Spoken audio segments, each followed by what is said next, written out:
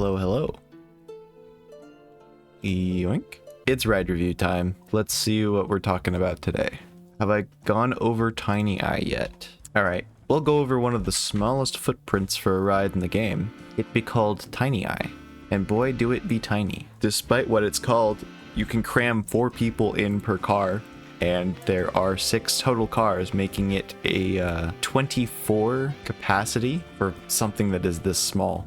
Kind of surprising, to be honest. Whenever you're making guest paths for the queue, usually every square section is about 7 guests. So I have a path that's this long, maybe one more. It's about what 24 looks like. You really don't need anything super long for specifically this ride. But we're going to make it a little bit longer so that guests can start queuing for the next sequence of things while the first one is running. It has a base prestige of 226. We can definitely work that up higher, and it is simply by altering clockwise, anti-clockwise, clockwise, and then anti-clockwise.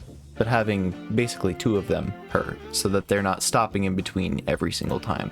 My sheet actually says that it is the inverse of this. So if you use this, you'll have numbers that are more familiar with what you're seeing on my spreadsheet. This should come out to 310 prestige, and we'll let it run for a second. Tiny Eye came out to 310, which is just 10 prestige over what's required for it to be a classic ride. The way that we calculate this is by adding 200 prestige from the scenery bonus. You can see that number is here. 500 is the cap for where the game determines whether or not a ride is classic or not. Most people play with prestige and reputation turned on, so that is something that you'll want to take into consideration if you're playing in game modes that have this. The simple bargain price, even without any scenery, comes out to about $12.34. Doesn't mean much on its own, but it averages out to about $1.49 per second per guest that goes on the ride. This is not taking into account load times or exit times, but the fact that Tiny Eye is actually a very small footprint means that loading and unloading is very quick. And in fact, this ride is so small that it is the most easily accessible ride with the smallest footprint. The next up is Resurgence, which is very obviously quite tall. Let me grab Resurgence for a reference. Putting these rides side by side, there's a significant difference in footprint. It's almost like Resurgence is nearly half the size of Tiny Eye. We'll get to this ride in a future ride review, but for the purposes of covering this particular ride, it is very efficient for how small it is and what it does for your park, because it's counted as one separate unique attraction despite not being very expensive to have placed at all, and it generates a little bit of revenue on the side. You will not be placing Tiny Eye for revenue. You will be placing it as a stat influx, if you will. It'll be padding out your park so that you get a higher rating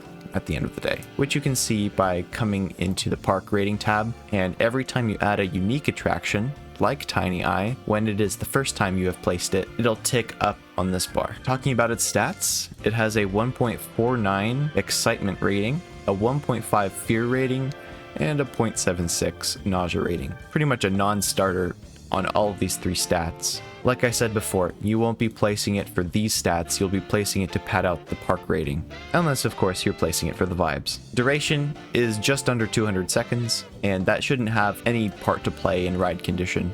It should still be perfectly fine. Alright, with that all said, let's move this ride over. For how cheap this is and what it does for your park, it essentially raises the guest cap, and it provides another attraction that guests can go to. If you're using it for that purpose, Tiny Eye is actually exceptionally good, especially for how small of a footprint it commands. If you want money, it's not your thing. But if you want to focus on building up your park, then it could be your thing. For that reason, I think it deserves to be over here in the 3-star tier. And I'm gonna give it a solid B, I think. That's Tiny Eye. People very frequently just skip Tiny Eye entirely, but it's not like it won't do anything for you. I think it's more effective than something like the observation deck, Skywatcher, of course. We've talked about this. And of course, its lightning strike risk is much smaller too. For all those reasons, I think it deserves its place right here. Thank you all for watching. I hope you have a lovely day, and I'll see you in the next ride review. Bye, YouTube. Bye-bye. Bye-bye. And now I am back. Hello, Kyara. Good to see you.